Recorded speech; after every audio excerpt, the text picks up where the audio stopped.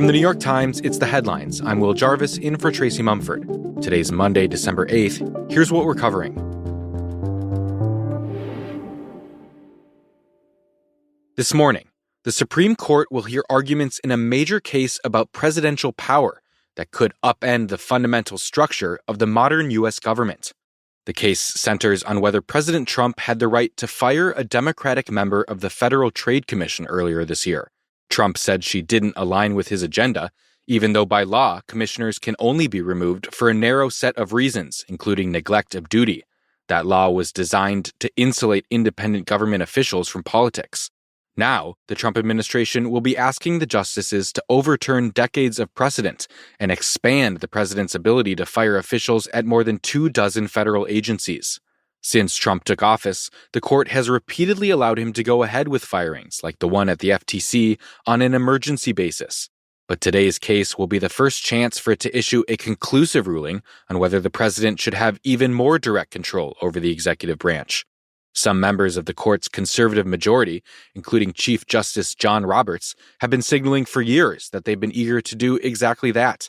They've embraced what's known as the unitary executive theory that says the Constitution gives all executive power to the president. The court's liberal members, meanwhile, have warned that giving a president the ability to fire agency heads at will would undermine their bipartisanship and independence. And the head of the legal team representing the fired FTC commissioner has warned that if the court sides with the administration, it would give the president, quote, vast new powers that Congress and prior presidents working together chose not to vest in the president alone.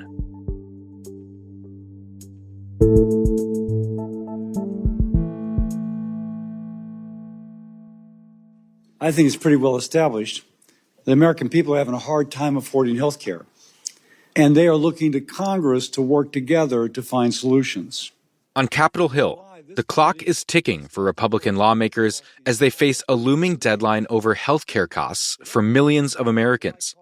At the end of the year, Obamacare subsidies are set to expire, which could more than double health insurance premiums for many Americans.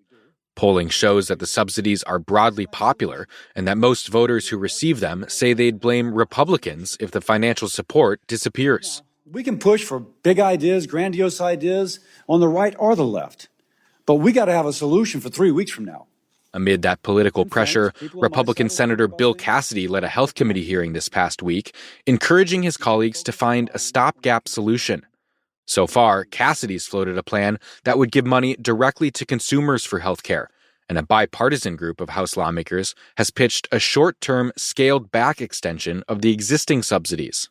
But the Republican majority in Congress hasn't coalesced around any particular plan, and one health policy analyst who advises Republicans said that he didn't know if it was possible to get something done in 3 weeks. He said the most important feature of any proposal is whether it has the support of President Trump, and he's largely stayed out of the healthcare debate. Meanwhile, Democrats, who put extending the subsidies at the center of the government shutdown fight this fall, say there's a simple solution. Republicans who are worried about how Americans will react to a surge in healthcare costs can vote with them to extend the tax credits. Senate Democrats say they plan to force a vote this week on a 3-year extension of the subsidies that would leave them at their current levels.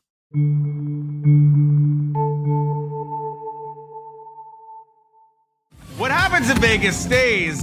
Not anymore. Play quick hit slots. Across the country, it's Vegas, baby! Right here in your pocket! A growing number of states are moving to legalize not just online sports betting, but online casinos. Looking for jackpots?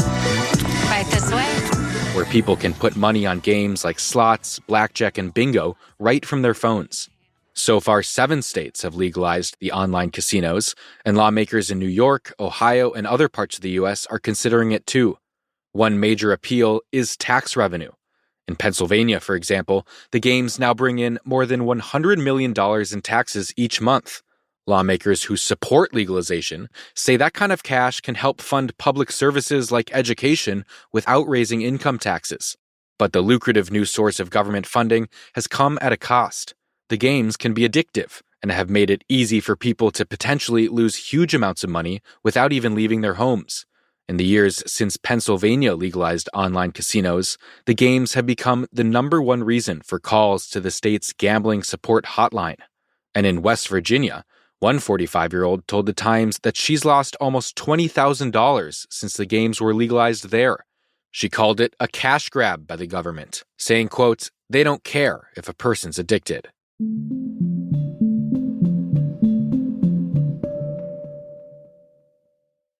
In the past few days, as Hollywood has started to process the news that Netflix intends to buy Warner Bros. Discovery, there seems to be one dominant feeling there: anger. On Friday, Netflix said it plans to spend $80+ billion to scoop up the iconic studio, along with HBO Max, giving it control of everything from Looney Tunes to The Wizard of Oz to Harry Potter. Netflix has told investors the deal will help it attract and retain more subscribers. But actors, writers, and industry professionals are warning the merger would be disruptive and damaging. They're worried that the Netflix takeover could shrink the marketplace for independent film, and also that it could undermine the industry's business model if the streaming giant decides to move away from releasing movies into theaters. The co-CEO of Netflix says nothing will change, quote, right now, but has previously called movie theaters an outmoded idea. The head of a group that represents theaters across the country called the potential acquisition an unprecedented threat and vowed to fight it. And the Writers Guild of America said in a statement, "The world's largest streaming company swallowing one of its biggest competitors is what antitrust laws were designed to prevent." The fate of the deal is now in the hands of federal regulators in Washington. It could take several years to finalize.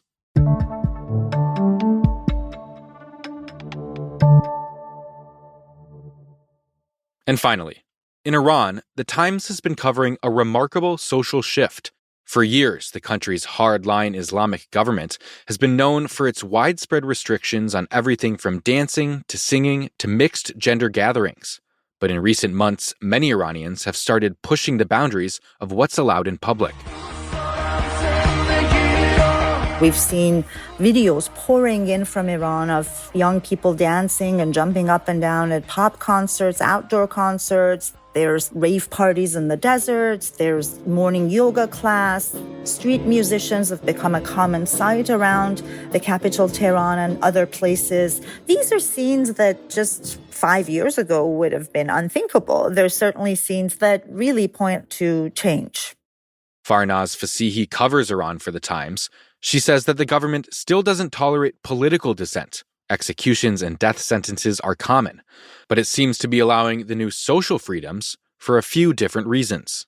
On one hand, they're kind of turning a blind eye because they're dealing with so many other crises, from shortage of water to energy shortage to a terrible economic situation. So the government really has its hands full of problems, and it's kind of treading carefully because they don't want to create another crisis for themselves. They don't want to crack down and start arresting young people and risk another uprising.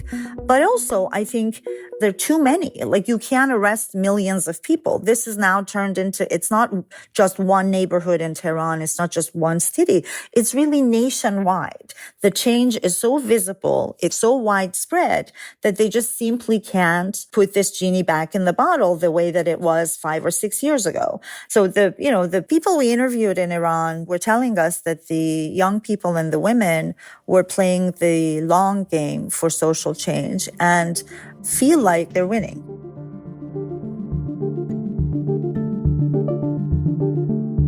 Those are the headlines. I'm Will Jarvis. Tracy Mumford will be back tomorrow.